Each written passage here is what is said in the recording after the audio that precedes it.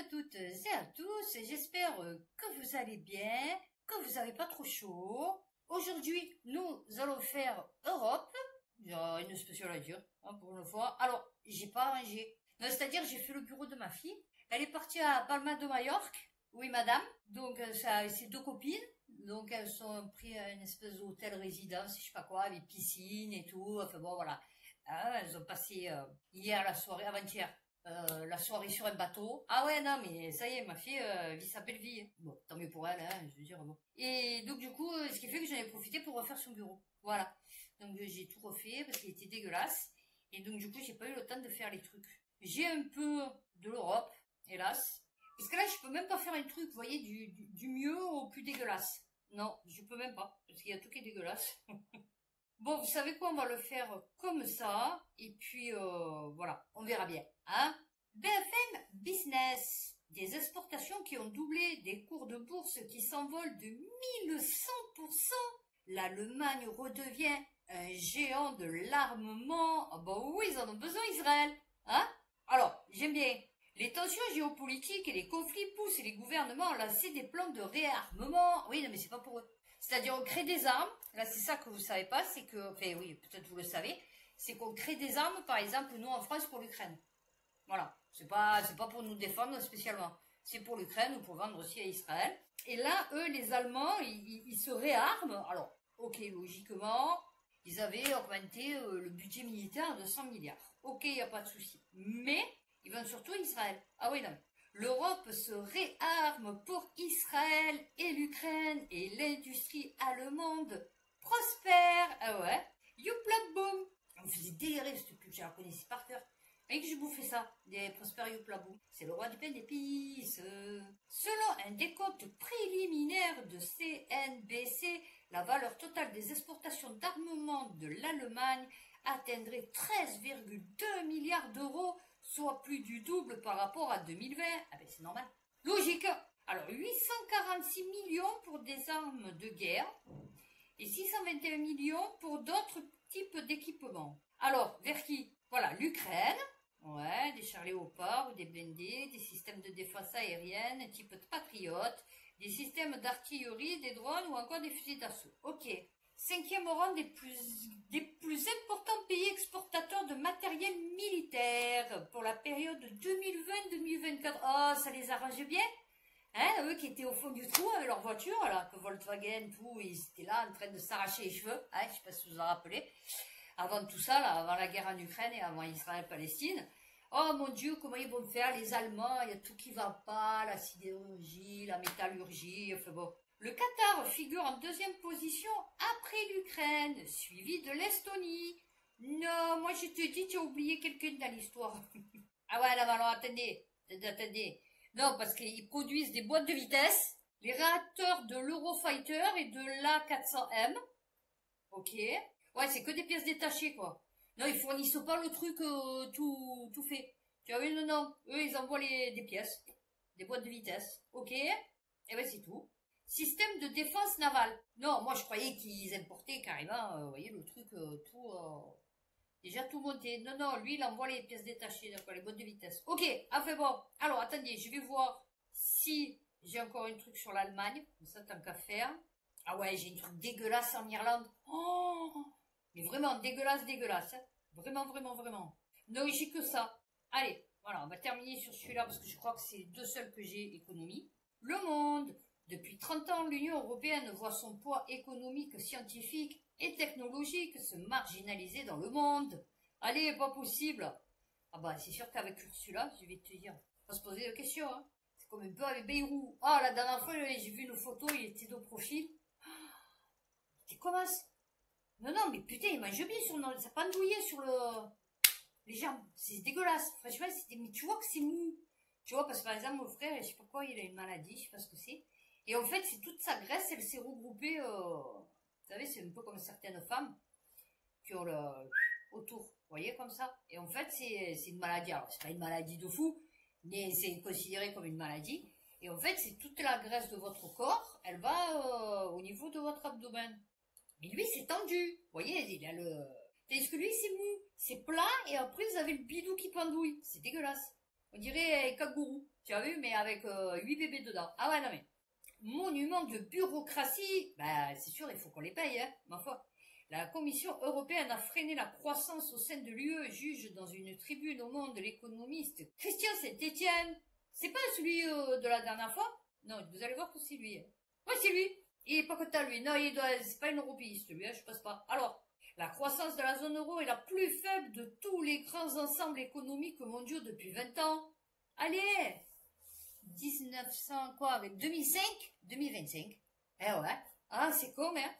Eh ouais, personne ne pourra y échapper. Eh, il avait dit Sarkozy, ben voilà. Personne ne peut y échapper. La croissance annuelle mondiale s'établit à un peu plus de 3,3% sur la période 2006-2025 et devrait se maintenir autour de 3% sur... Ok.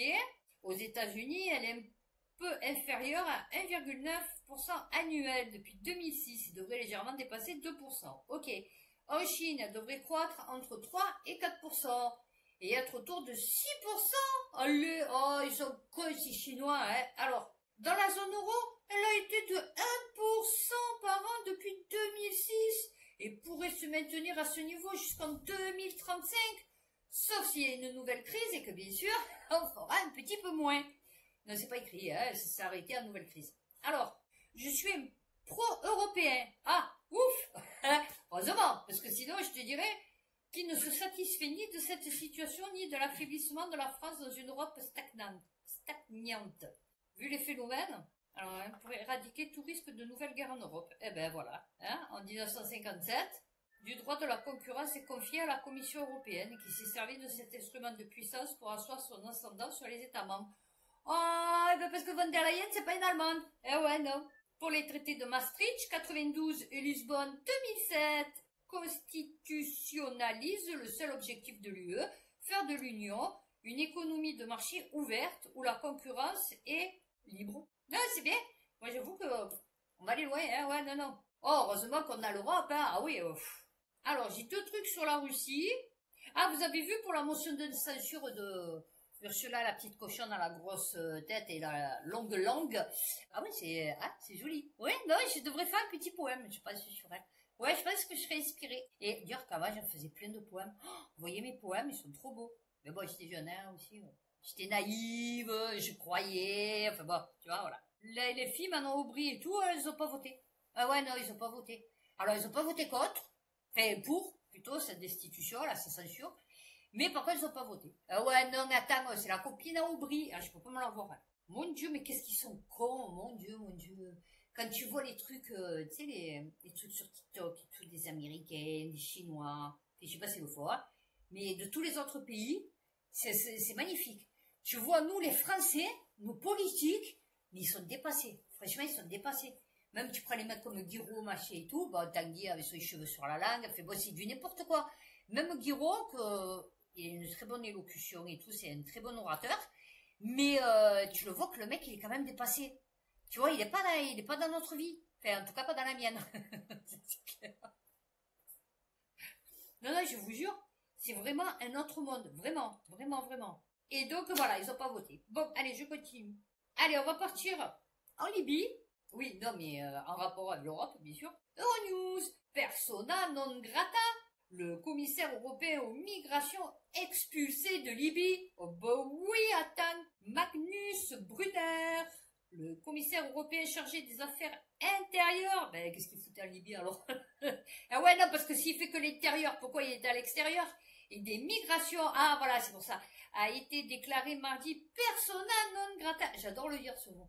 Ça me fait délirer, persona non grata. Et invité à quitter le territoire libyen à son arrivée, oh ben comme il est arrivé, comme il est reparti. Eh ouais. L'ordre a été donné par le alors, non, mais attendez. L'ordre a été donné par le gouvernement de stabilité nationale, GNS, rival du gouvernement d'unité nationale, GNU. Non, c'est pas rigolo, c'est vraiment nous prendre pour des cons, vraiment. Reconnu par la communauté internationale. Le premier contrôle, la ville de Benghazi. Ah, c'est con. Et bon, voilà, et le second, celui de Tripoli. Pourquoi tu t'es pas posé à Tripoli? Tu l'as fait exprès, en vérité. Ah ouais, non, mais tu as dû le faire exprès. Parce que moi, on me dit, à Benghazi, il y a le GNS, et on me dit, à Tripoli, il y a le GNU. Eh ben, je vais me poser à Tripoli. L'expulsion s'applique également à Matteo Piantedosi, ministre italien des Affaires intérieures. Eh ben, lui aussi, on se demande qu'est-ce qu'il foutait là. Et à une délégation de fonctionnaires grecs et maltais. Oh, ils ont pas pu, ils ont pas pu manger les billets, c'est con. Pour discuter de la récente augmentation des départs de migrants clandestins de la Libye vers l'Europe. Eh ouais, c'est con, tu vois, c'est ça qui est con. C'est que le mec, il laisse mettre le bordel en Libye. Ouais, je parle mal parce que ça me gonfle. C'est le feu là-bas, et après tu te plains de la récente augmentation des départs de migrants clandestins de la Libye vers l'Europe. Vous voyez, c'est pour ça que moi, après... la raison de cette expulsion n'a pas été précisée. Ben ouais, mais bon, je pense qu'ils sont un peu vénères. Non, je pense qu'ils sont pour rancuniers, tu vois, voilà. Ah, mais j'avais encore de l'économie. Dommage. Bon, ben écoutez, on va passer du coq à l'âne, des Pays-Bas. Ah, voilà, du chameau au hache. Coup de théâtre énergétique en Europe.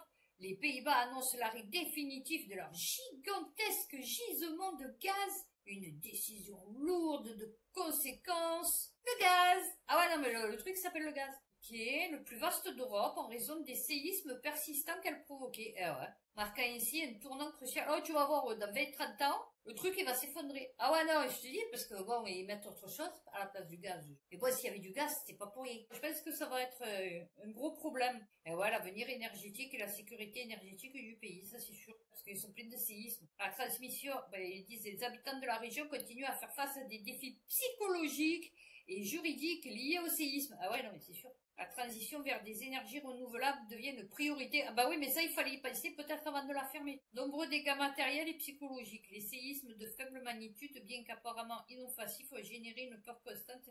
Ah ouais, c'est sûr, hein. Ah bah là, ça y est, ils sont bien, hein. Ça va être fermé. 85% directement alimenter les caisses de l'État. Bah écoute, ils n'auront plus de vaches, de toute façon, donc ils vont être contents. Allez, on va faire celui-là. AFP, banditisme, 17 membres présumés d'un groupe de voleurs dont la loi, bientôt jugée à Paris. Bon, j'ai jamais compris pourquoi ils appelaient ça voleur dans la loi, mais bon. Je lis ça parce que, ok, c'est un truc de banditisme, mais c'est surtout ce qu'ils ont écrit, ça m'a fait rire. Une juge d'instruction parisienne a ordonné un procès pour 17 personnes, dont leur chef présumé en fuite, accusés d'appartenir à un groupe de voleurs dans la loi, donc accusés EES, donc c'est des femmes, originaires de l'ex-espace soviétique. Donc vous allez me dire, ouais, c'est quoi le délire? Parce qu'ils sont nés en Russie, notamment, en Tchétchénie, en Arménie, en Géorgie, en Azerbaïdjan. Donc, au lieu de dire venant de Tchétchénie, Arménie, Géorgie, Azerbaïdjan, d'accord, bon, un peu de Russie, ok, y a pas de souci. Non, ils sont allés dire l'ex-espace soviétique. Tu vois, comme ça fait plus, ouais, les Russes, c'est une menace, tu vois, c'est des bandits depuis les années 80. Et alors qu'ils nous disent que là, ils ont progressivement essaimé dans les années 2000 en Europe de l'Ouest et notamment en France suite à divers événements dans la chute de l'URSS. Donc c'est depuis 2000. Alors que la chute de l'URSS, c'est en 80. Tout ça pour bien mettre le truc russe. Alors attendez, non, j'en avais un autre. Non, parce que c'est deux qui se suivent, mais vous savez comme je suis une petite coquine. Votre dose quotidienne. Ah non, mais c'est votre dose quotidienne. Votre dose quotidienne. Ok, la Russie saignée à blanc, 1 million de vies fauchées, la guerre qui ne finit jamais. Oui, alors non, d'accord pour les vies, mais c'est surtout pour la Russie saignée à blanc. Alors je sais pas si elle parle que des vies, plus d'1 million de soldats russes ont péri ou disparu. Oui, non, alors je t'explique, pareil pour les Ukrainiens, sauf que les Ukrainiens, ils sont pas beaucoup. Tu as vu, là-bas, ils sont tous cassés. Il y en a 7 millions qui se sont barrés, 8 millions peut-être. Oui, je me dis, pourquoi il n'envoie pas tout?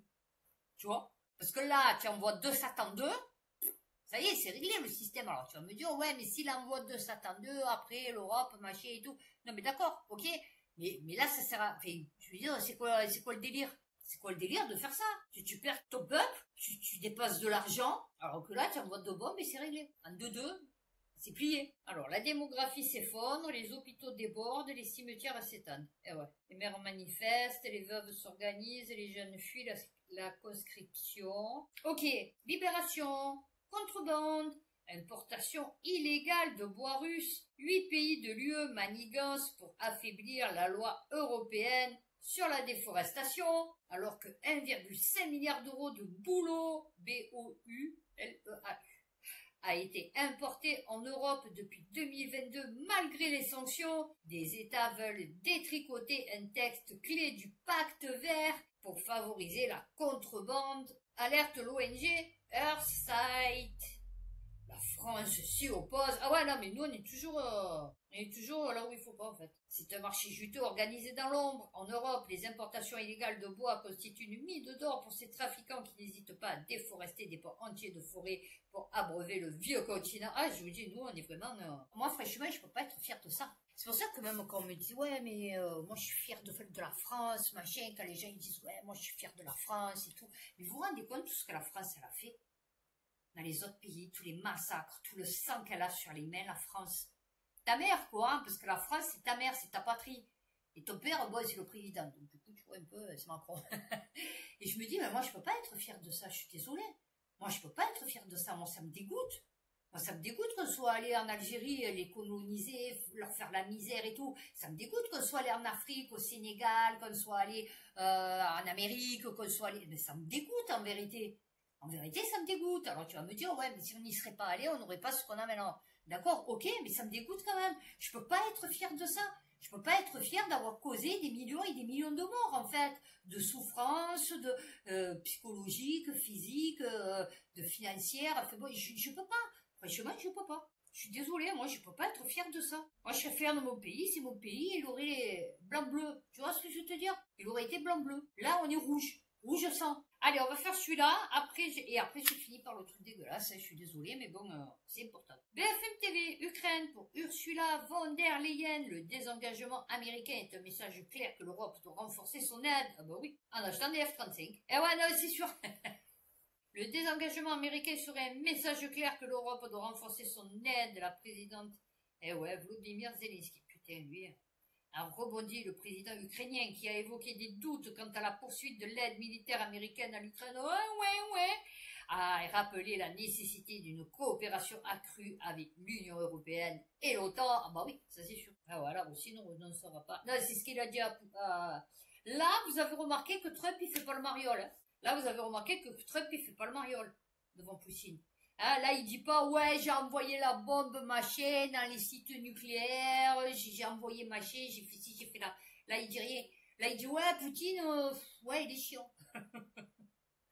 Ouais, il est chiant. Ouais, non, parce que moi, j'aimerais bien récupérer les terres rares de l'Ukraine. Mais là, avec ce coup, il veut pas. Ah, voilà, donc, bon. Alors, lui, il dit que c'est pour sauver le peuple russe là-bas. Fait bon. Mais bon, peut-être pas. Mais en tout cas, ouais, il est chiant. Non, c'est vrai que la balle, elle a dû lui... Non, en vérité, elle a dû lui toucher le cerveau, c'est pas possible. Ou alors, l'impact, le chaud de l'oreille, je ne sais rien. Fait bon. En tout cas, il s'est passé un truc, c'est pour ça qu'il a des problèmes de veine, à mon avis. C'est que le cerveau, il doit être mal irrigué. Ouais, non, je pense... Non, parce que là, vraiment, c'est grave, ce qu'il a dit pour l'affaire Epstein. Franchement, c'est très grave. Ah ouais, non, c'est très grave. Oh, le mec, il est allé dire que c'est... Non, c'était du fake. Non, mais lol, la blague. On va finir, donc, du coup, sur de l'Irlande. Sortez ces bébés de l'égout. Horreur en Irlande. 796 enfants retrouvés morts dans une fosse septique. Non, pas 7,96, pas 79,6, 796 corps d'enfants retrouvés dans une fosse septique. À Tuam, en Irlande, une exhumation sans précédent a récemment débuté. 796 enfants morts dans un foyer religieux vont enfin sortir de l'anonymat après des décennies de silence. Je crois que je vous avais lu un article là-dessus. Cela faisait 11 ans que Catherine Corless, une historienne locale, attendait ce moment. À Tuam, dans le comté de Galway. C'est pour ça que moi-même, la religion, c'est plus possible. Vous voyez ce que je veux dire? Comment vous voulez que j'ai confiance à qui que ce soit? Mais j'ai confiance en personne. Je n'ai confiance en personne. Moi, tu vas me dire, ouais, moi, tu peux avoir confiance en moi. Alors, putain, alors, en plus, si tu me le dis, c'est que c'est tout le contraire. Tu vois ce que je veux dire? Mais j'ai plus confiance en personne. Je peux plus me dire, ouais, alors, dans les institutions, je parlais, mais, parce que j'ai encore confiance en moi, j'ai un peu confiance à mes enfants, pas beaucoup, mais je veux dire, j'ai plus confiance en personne, à aucune, vous voyez, association, religion, science, j'ai plus confiance, je crois plus rien. Vous pouvez pas croire en quelque chose quand vous lisez des trucs comme ça. On continue. À Tuam, dans le comté de Galway, les premières fouilles viennent de débuter sur le terrain d'un ancien foyer pour mères célibataires, explique la dépêche. Sous une dalle de béton, non loin de lotissement résidentiel, repose les corps de 796 enfants, morts entre 1925 et 1961. Ils avaient été inhumés sans nom, sans tombe, dans une ancienne fosse septique comme de vulgaires déchets. Non, comme de la merde. Voilà, oui, non, parce qu'une fosse septique, il y a de la merde dedans. Donc comme de la merde. Ne dis pas comme de vulgaires déchets, c'est pas le terme. Tu mets M, étoile, DE, mais tu mets pas vulgaire déchet. Parce que c'est une poubelle, ça. Là, c'est comme de la merde. Le site appartenait... Ouais, je sais, je parle cru, mais moi, je parle comme ça, c'est comme ça. Voilà. Parce que c'est comme ça, en fait. C'est pas, ouais, avec des petites fleurs, des petits palmiers, des petites noix de coco. Non, c'est comme ça. Voilà. Ouais, je l'ai beaucoup répété. Ouais, non, mais c'est le cas. Le site appartenait autrefois au foyer Saint-Marie, géré par les sœurs du Bon Secours. Voilà, pourquoi je crois plus à rien. Pendant des décennies, des jeunes femmes y ont été envoyées pour accoucher dans le secret, loin des regards et du déshonneur. Leurs bébés, nés hors mariage, étaient souvent considérés comme indésirables. Voilà, ça c'est des trucs, voilà, ça aussi, c'est des trucs, vous voyez, je peux pas valider. Vous voyez, parce que je sais que ça s'est passé en France aussi, je peux pas valider en fait. Beaucoup sont morts dans l'indifférence générale. Pour l'Église comme pour l'État, ils étaient des enfants illégitimes, ce que j'ai malgré être. On dit malgré être. Ah ouais. Voilà, elle tombe enceinte et mon père il s'est marié avec elle, hein. Sinon j'étais illégitime moi aussi. Hein. On m'a dit une fois, il m'a dit tu aurais été une bâtarde. Ouais, non, ouais, hein, vous avez vu le langage avec mes parents, il est super top. Ouais, il m'a dit, oh, ouais, si je me serais pas mariée avec ta mère, tu aurais été une bâtarde. Ouais, non, c'est bien. Et leur sort ne méritait alors ni mémoire ni justice. Scandale religieux, et enfin, heureusement que, putain, mon père il s'est marié avec ma mère. Parce que moi, je vous le dis, je finissais ou en foyer, ou comme eux, tu vois, dans une fosse septique. Non, mais je vous le dis. Parce que ma mère, elle l'aurait fait, hein, sans pitié. Ouais, je digresse, mais c'est pour vous dire que des fois, il y a des mères, franchement, c'est pas des mères. Donc moi, quand il y en a qui prennent des vidéos ou quoi, et qui disent, ouais, c'est dégueulasse, regarde, sa mère est à la rue et ses enfants, ils veulent pas la prendre, je vais te dire, ça dépend la mère que tu as eue. Tu vois ce que je veux te dire? Parce que moi, ma mère, elle m'a dit, je devais avoir 10, 11 ans, elle m'a dit, oui, je t'ai eu à 38 ans, il y avait des risques que tu sois handicapé, mais de toute façon, si tu aurais été handicapé, de retour à la maison, je t'aurais étouffé sous un coussin. Voyez dans quoi je suis née, moi? Voyez le contexte, voyez? Voilà, c'est pour ça que moi, je supporte plus rien, en fait. Non, mais il faut le savoir qu'il y a des mères, c'est pas des mères, en fait. C'est en 2014 que Catherine Corlès découvre la vérité. À sa grande horreur, elle réalise que les 796 enfants n'avaient aucune trace de sépulture officielle. Pire encore, les restes auraient été entassés dans une fosse septique désaffectée. Son enquête déclenche un choc national. Quand j'ai commencé, personne ne voulait écouter, je suppliais, sortez ces bébés de ces égouts. Vous voyez pourquoi il y a tout qui part en brioche? Offrez-leur l'enterrement chrétien digne qu'on leur a refusé, expliquait-elle alors. L'Irlande découvre à ce moment-là la pleur du système des Mother and Baby Homes, des institutions où plus de 56 000 enfants ont été placés entre 1922 et 1998. Ah ouais, quand même. Souvent dans des conditions précaires et indignes. Ah bah, un peu comme l'ASE, hein. Tu dis, oh. En 2021, après des années de pression médiatique et citoyenne, le gouvernement irlandais présente des excuses officielles. Mais il faudra encore attendre une loi votée en 2022 pour que les exhumations soient rendues possibles. Alors, depuis le 16 juin dernier, les équipes de fouilles travaillent ainsi à sécuriser le site. La véritable excavation doit commencer le 14 juillet. Des prélèvements ADN seront réalisés dans l'espoir d'identifier les enfants et de les rendre à leur famille. Le chantier est complexe, le terrain a également servi de lieu d'inhumation pendant la grande famine au XIXe siècle. Des restes sont mélangés, ce qui rend la tâche d'autant plus délicate. Pour Catherine Corlès, aujourd'hui âgée de 71 ans, ce moment est à la fois une victoire et une blessure. Même si on parvient à identifier quelques restes, cela n'apportera pas la paix à tout le monde, a-t-elle notamment souligné. Mais pour l'Irlande, c'est une étape cruciale. Reconnaître ses fautes, rendre hommage aux disparus et tirer un trait, enfin, sur une page sombre de son histoire. Ouh. Voilà, bon truc qui nous a bien remonté le moral. Ah ouais, non, mais je vous jure, ça c'est des trucs... Je comprends pas, j'y arrive pas. J'ai terminé donc ma vidéo Europe. Ben, j'espère qu'elle vous aura intéressé. Ah, voilà, pas fait passer un bon moment parce que du coup c'était compliqué, mais en tout cas intéressé, informé. Donc oui, j'étais en train de nettoyer la caméra de mon téléphone qui ne fonctionne toujours pas. Alors oui, non, c'est-à-dire on peut m'appeler, mais que si je suis en Wi-Fi ou si j'ai les données mobiles, et encore c'est pas sûr. Voilà, c'est en Wi-Fi. En Wi-Fi on m'appelle. Voilà, donc en fait, il faut que je reste chez moi pour qu'on m'appelle. Donc j'ai acheté un autre téléphone. Ah ouais, non, il est à 50 €, il est dégueulasse. Mais au moins, j'ai ma puce à 2 € dedans. Et au moins, voilà, si voilà, il y a un truc urgent, je sais qu'on peut me joindre sur là-dessus. Ah ouais, non, mais c'est un truc de fou. Bon, par contre, j'ai téléchargé plein de jeux, je suis en train de me régaler. Voilà, c'est ça qui est bien. Et je fais mes vidéos TikTok. J'ai 693 abonnés. Ouais, je suis contente.